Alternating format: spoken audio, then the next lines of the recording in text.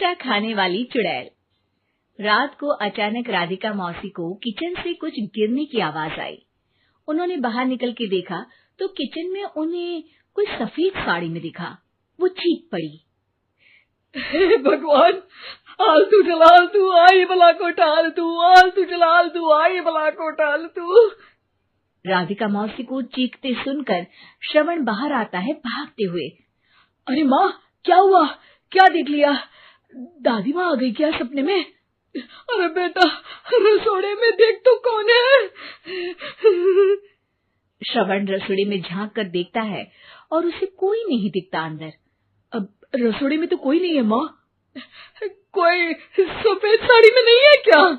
नहीं माँ, कोई भी नहीं है। चिल्लम चिल्ली की आवाज सुनकर काजल भी वहां आ जाती है। अब क्या हो गया माँ जी? अरे बेटा, रसोड़े में एक चुड़ैल थी सफेद साड़ी में।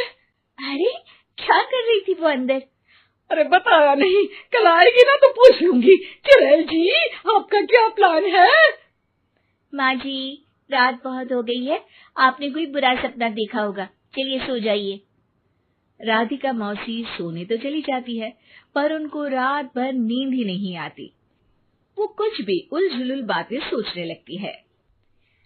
कहीं चुड़ैल की वजह से तो घर में टेंशन नहीं हो रहा, कहीं उसी की वजह से तो वो दादी नहीं बन पा रही।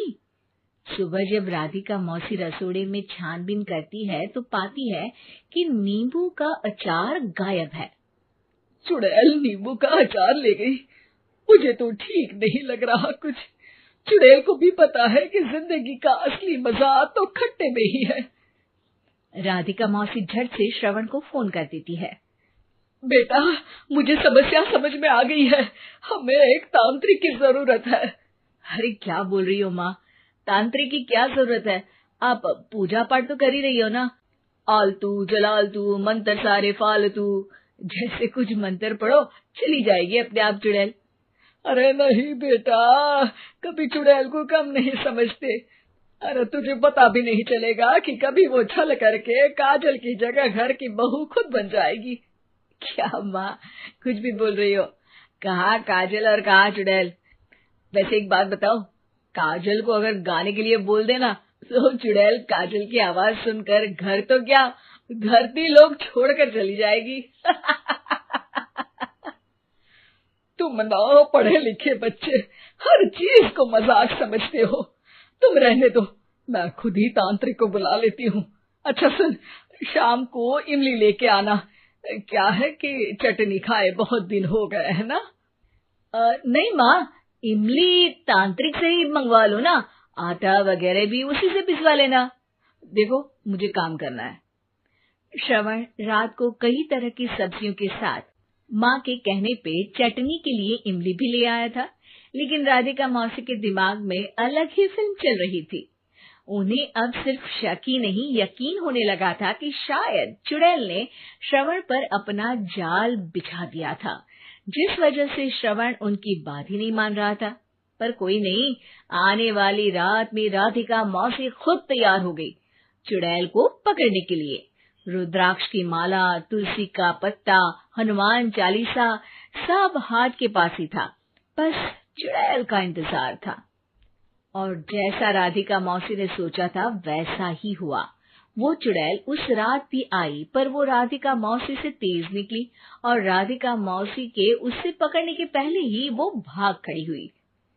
जरूर बहू पे साया है उस चुड़ैल का, तभी तो श्रवण के कमरे में गई है। और अगली सुबह राधिका मौसी पिछली रात हुए हमले में किन चीजों का नुकसान हुआ उसका हिसाब लगा रही थी।